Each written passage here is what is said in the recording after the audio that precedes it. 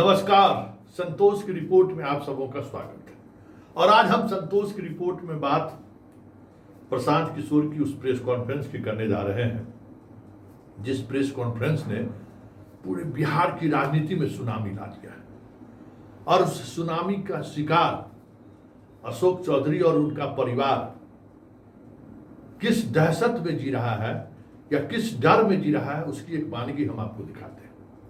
हालांकि संभवी से मेरा कुछ और भी रिश्ता है और उस रिश्ते की वजह से बहुत सारी चीज़ें ऐसी हैं जो हम सार्वजनिक तौर पर बोलने से बचना चाहेंगे।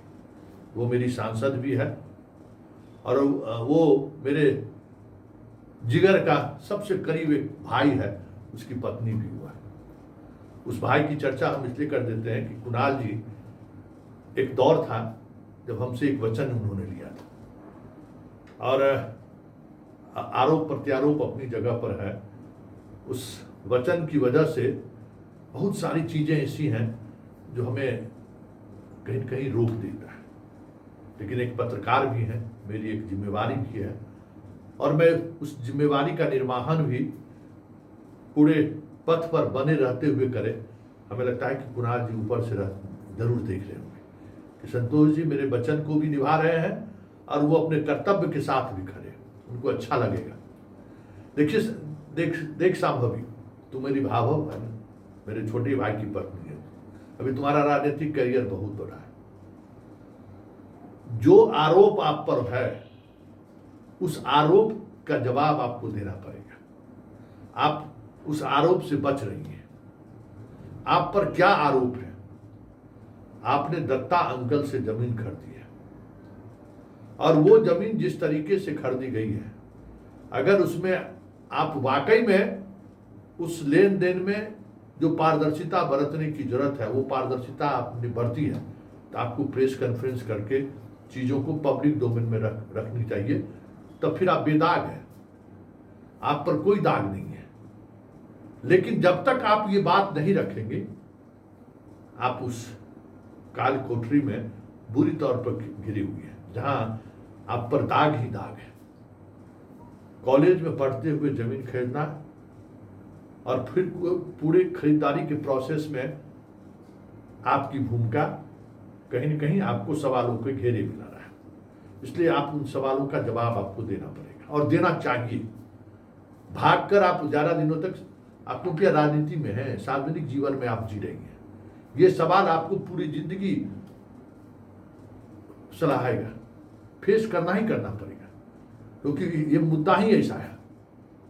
और इस वजह से आपकी राजनीतिक कैरियर पर भी दाव लग सकता है, क्योंकि ये बहुत ही गंभीर आरोप है।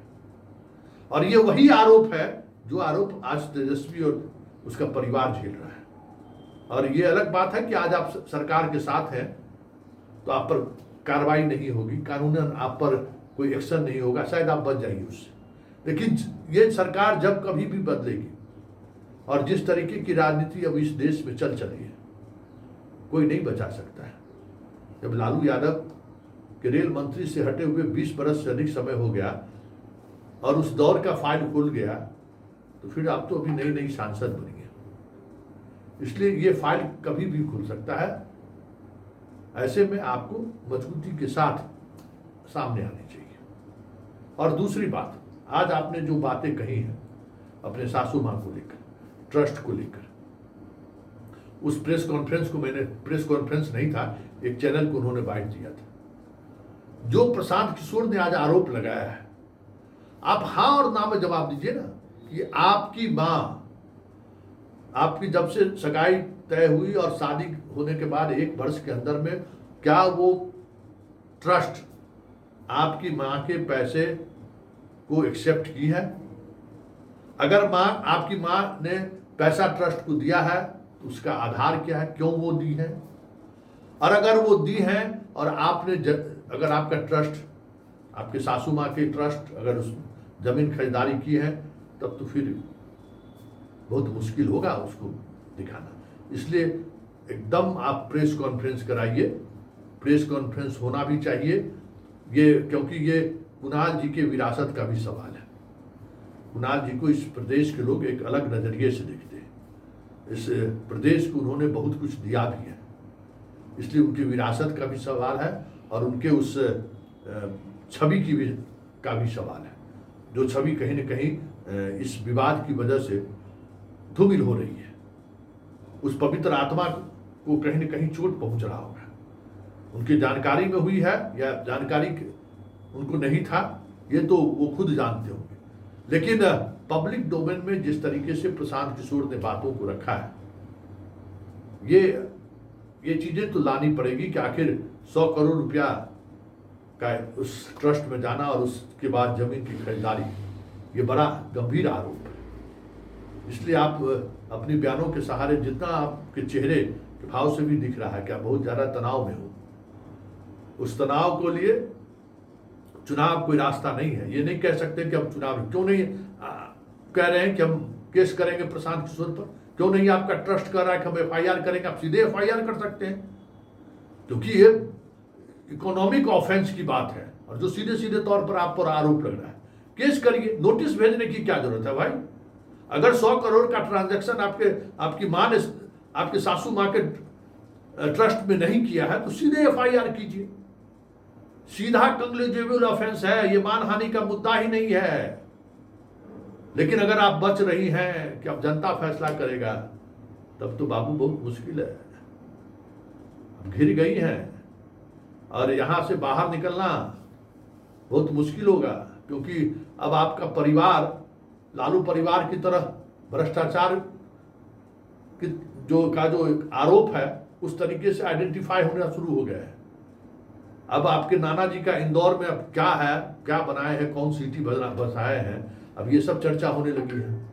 तो ये सारी चर्चाएं कहीं न कहीं एक नई तरीके की उलझन पैदा करेगी।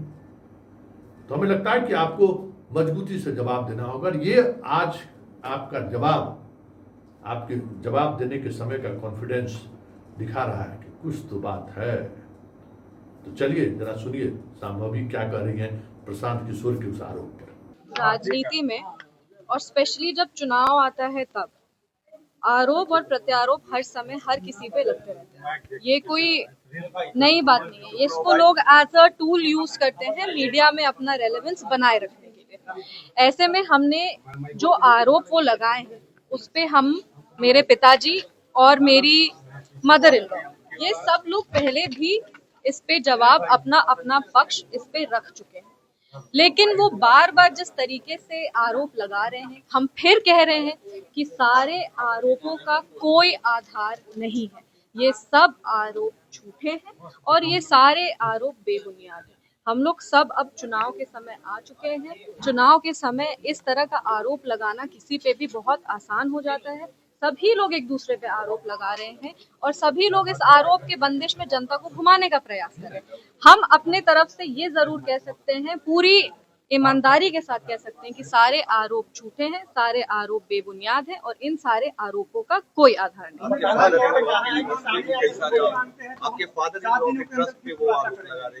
देखिए, उन्होंने आज अपने प्रेस कॉन्फ्रेंस में एक पर्सनल अटैक भी किया है। अगर आप उस प्रेस कॉन्फ्रेंस को ध्यान से सुनेंगे, हमने पहले भी कहा था अपने ससुर जी के बारे में, और उस समय सब लोगों ने कहा था कि टॉपिक को डाइवर्ट करने का कोशिश किया जा रहा है। पर आज जो प्रेस कॉन्फ्रेंस किए हैं, उन्होंने खुद मेरे ससुर जी का नाम अपने प्रेस कॉन्फ्रेंस में लिया है। उन्होंने मेरी सासू माँ का भी नाम प्रेस कॉन्फ्रेंस में लिया है और उस ट्रस्ट से रिलेटेड जितने और 2-3 लोगों का नाम उन्होंने लिया है। इतने ध्यान से हम प्रेस कॉन्फ्रेंस देख नहीं पाए क्योंकि हम यहाँ थे, पर हमको इतना जरूर पता है कि उन्होंने एक पर्सनल अटैक भी किया है मेरे ससुर जी का नाम लेकर के, कि उनके जाने के बाद हम लोग जान के ये सब कर रहे हैं। जो भी जैसा भी उन लोग पर्सनल अटैक किए हैं, वो देखिए ये दिखाता है कि उनकी सोच कैसी है। मेरी मदर इन लॉ राजनीतिक परिवार से वो आती नहीं है। वो कभी भी पब्लिक लाइफ में वो रही नहीं है, ना ही वो कभी ऐसे प्रेस कॉन्फ्रेंस हो या मीडिया के सामने आना हो, इस तरीके से वो कभी भी आके पहले बात नहीं की है। लेकिन जब उन्होंने आरोप लगाए थे, जब उन पर आरोप लगे थे, तब वो अपने स्तर से जितना बोल सकती थी मीडिया में आकर के, उन्होंने अपने पक्ष को रखा। उन्होंने उसी समय कहा कि ट्रस्ट पूरी ईमानदारी के साथ क्लीन होकर के अपना काम करता है। ये ट्रस्ट आचार्य किशोर कुणाल जी के विचारों पे, उनकी जो ईमानदारी का आधार था, उस पे ये ट्रस्ट चलता है।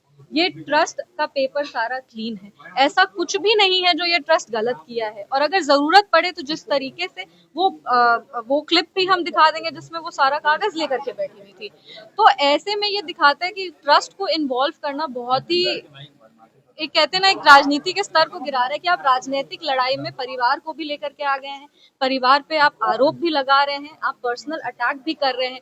बोलने को बहुत कुछ कहा जा सकता है, लेकिन बोलने के लिए मतलब हम इधर से बोलेंगे और फिर वो उधर से बोलेंगे और इसका कोई अंत नहीं है। पर हाँ, जहां तक ट्रस्ट की बात है, ट्रस्ट अपना पक्ष भी रखेगी। ट्रस्ट ने पहले भी, मेरी मदर इन लॉ, मेरे फादर और हम तीनों पहले भी मीडिया में आके कहें कि ये आरोप बेबुनियाद है, ये झूठे आरोप हैं, इसका कोई आधार नहीं है, कोई इस आरोप की कोई, एक होता ना बेस, इसका कोई बेस नहीं। हम आज भी कह रहे हैं कि उन्होंने फिर ट्रस्ट को इन्वॉल्व करके कहा है, और ट्रस्ट आने वाले समय में, अभी हम पूरा प्रेस कॉन्फ्रेंस ध्यान से देखेंगे, एक हम लोग ट्रस्ट के जितने भी लोग हैं, हम ट्रस्ट से डायरेक्टली रिलेटेड नहीं है, ट्रस्ट के जितने भी लोग हैं वो जो भी फैसला लेंगे आप सबको सूचित कर दिया जाए।